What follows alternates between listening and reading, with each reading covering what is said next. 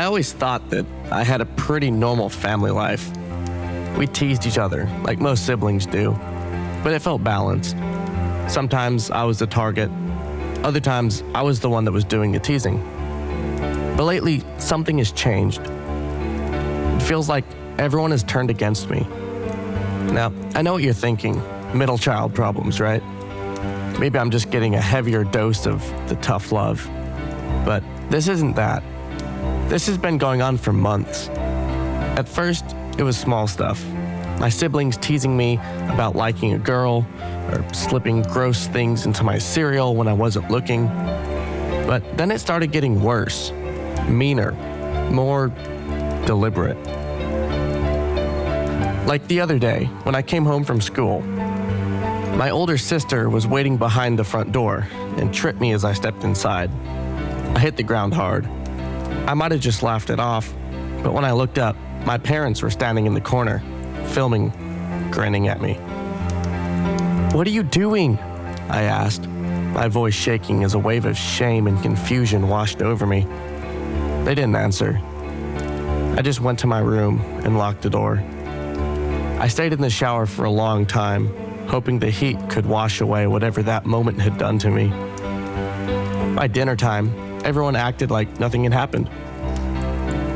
4 days passed before the next incident. We were at the store. I told them I had to use the bathroom. They said they'd wait right outside. But when I came out, they were gone.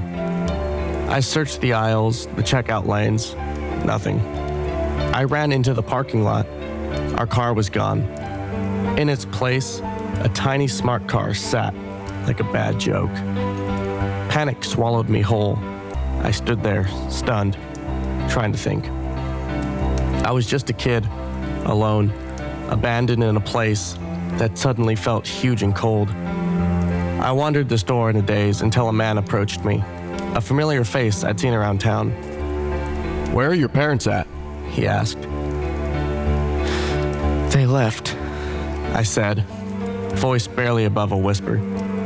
He called someone, and minutes later, the police arrived.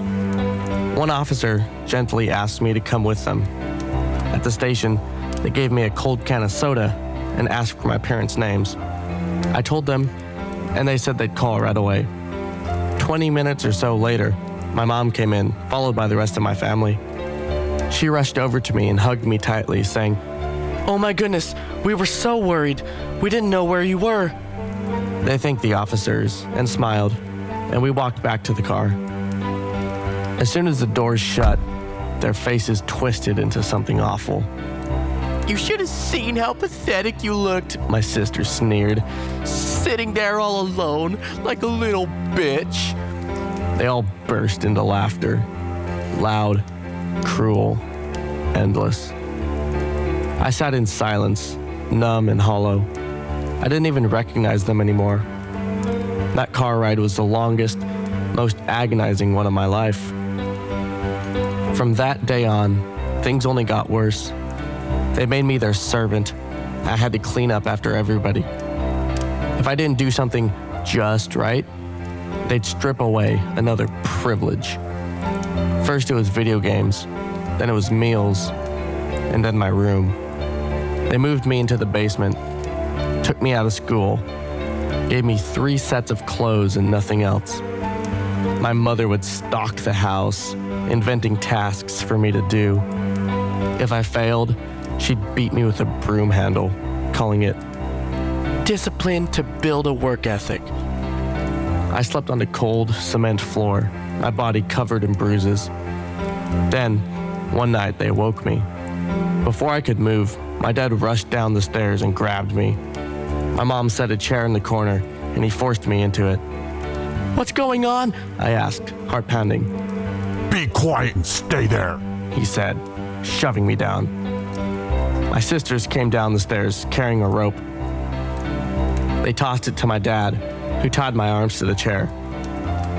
I struggled, begged, and pleaded, but my mom held me down while my dad finished tying the knots. That was the beginning of the end. I hadn't seen sunlight in days. No friends, no freedom, barely any food. They'd come down after school and work to hurt me. They enjoyed it. I'll spare you some of the details. Some things are too sick to repeat, but the scars are permanent. They rubbed my skin raw with sandpaper, dragged wire brushes across my arms until they bled, force-fed me slop made of dog food and table scraps until I vomited. One day I woke up from an exhaustion-induced blackout. The house was quieter than usual, and I thought maybe, just maybe, they had left. Then I heard footsteps above me, but they sounded different from the footsteps of my family members, which I had come to recognize all too well. You need to educate your children, A voice said. Where's Jason? The school says he's been absent, and his friends haven't seen him in weeks. It was a miracle. The basement door opened. My dad's voice. There's nothing down there, sir. But the officer stepped down anyways. He pulled the hanging light chain. When the bulb flickered on, his eyes found mine. The officer froze. I looked past him and saw my dad, holding a hammer. "No, look out!" I screamed. Too late. The hammer crashed into the officer's skull. His body tumbled down the last few stairs, a sickening thud echoing throughout the basement. I screamed. I cried. And when my sisters came down, they scooped up the man's blood and poured it over my head. "What kind of monsters are you?" I screamed. They just laughed. The next morning, I heard sirens. Doors slammed, footsteps thundered above. My mom burst into the basement.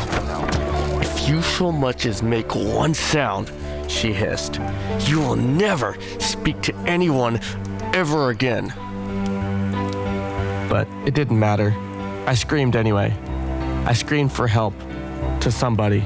Anybody. Minutes later, the door opened. A voice shouted, "Hey, there's a kid down here." They rescued me.